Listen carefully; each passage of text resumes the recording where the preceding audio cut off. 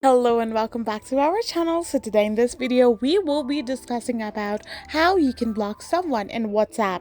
So without wasting much of our time, let's dive into the video.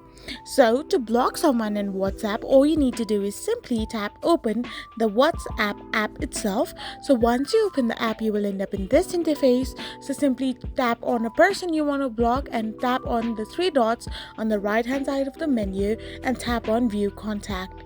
After you do so, simply scroll down below to find the block option. So simply tap on it and tap on block to confirm if you want to block that particular person.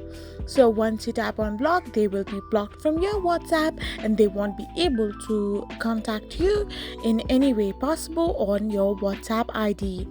I hope you found this video helpful, so don't forget to hit that subscribe button and give us a thumbs up. We will be back again with these informative videos. Thank you for watching.